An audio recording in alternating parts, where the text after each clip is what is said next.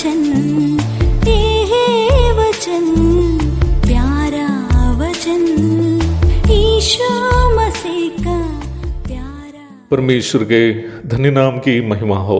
प्रभात मनन के सत्र 1444 में आप सभी का बहुत ही विनम्रता के साथ स्वागत करता हूं। आइए आज का मनन के लिए हम पढ़ते हैं 2 तीमुथियुस अध्याय 1:9, जिसने हमारा उद्धार किया और पवित्र बुलाहट से बुलाया, और ये हमारे कामों के अनुसार नहीं पर उसके उद्देश्य और उस अनुग्रह के अनुसार है जो मसीह यीशु में सनातन से हम पर हुआ है। कल हम देख रहे थे कि यीशु मसीह के कारण दुख उठाने में हमें लज्जित क्यों नहीं होना है। पढ़ी गई पद में इसी विषय को जारी रखते हुए पौलुस इस तथ्य पर कुछ और भी आत्मिक सत्यों की ओर प्रकाश डाल रहा है। पौलुस के अनुसार यीशु मसीह के कारण दुख उठाना एक सौभाग्यता है।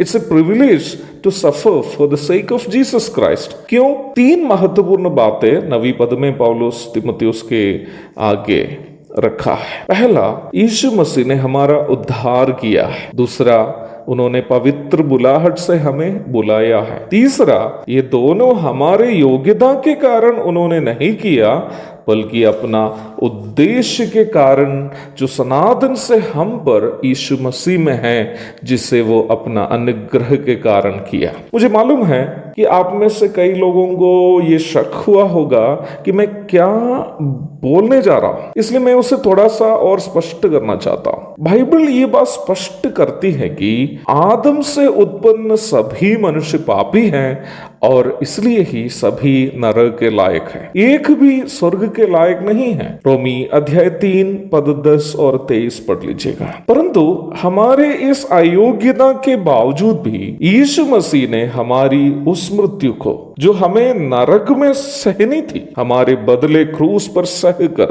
हमें पाप का दंड नरक से उद्धार किया। आगे पौलुस कह रहा है कि प्रभु ने हमें ना केवल पाप का दंड से उद्धार किया बल्कि हमें एक पवित्र बुलाहट से बुलाया भी है। प्रभु का वो पवित्र बुलाहट का उद्देश्य क्या था? वो हमें बुलाने का एक उद्देश्य है। वो यह है कि हमें बुलाने वाला यीशु मसीह के गुण को हम प्रकट करें।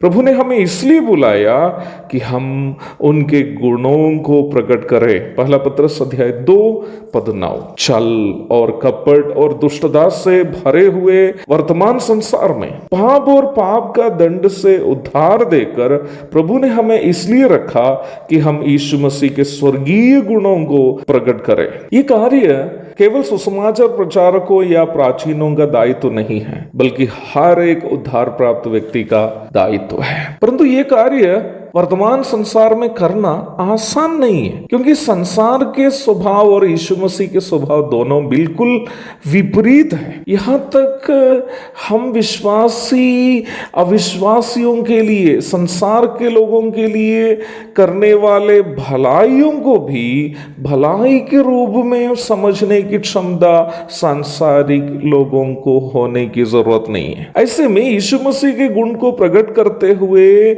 आप और मैं इस संसार में जिएंगे तो कभी कभार नहीं प्यारो, बल्कि हर पल पल पल में आपको और मुझको दुख झेलने पड़ेंगे वर्तमान संसार में। परंतु उन दुखों में हमें मिलने वाला आनंद यह है कि हम उन दुखों को यीशु मसीह के कारण झेल रहे हैं, जिसने हमसे प्रेम करके 33.5 वर्ष इस दुष्ट संसार में दुख झेलते रहे। यीशु मसीह के गुण को प्रकट करने के कारण हम झेलने वाला हर एक दुख यीशु मसीह से हमारा प्रेम का प्रदर्शन है। इसलिए ही यीशु मसीह से प्रेम करने वालों के लिए उन सभी दुख जो यीशु मसीह के कारण हम सहते हैं, आंखों से आंसू टपक कर गिरने के बीच में भी होठों से मुस्कुराने का वक्त है, क्योंकि वो दुख यीशु मसीह से हमारा प्रेम का प्रदर्शन है। एक और शुभ दिन की धन्य कामनाओं के साथ आज का मनन का मैं यहाँ पूर्ण विराम करता हूँ। प्रभु आप सबको आशीष दे। आमीन।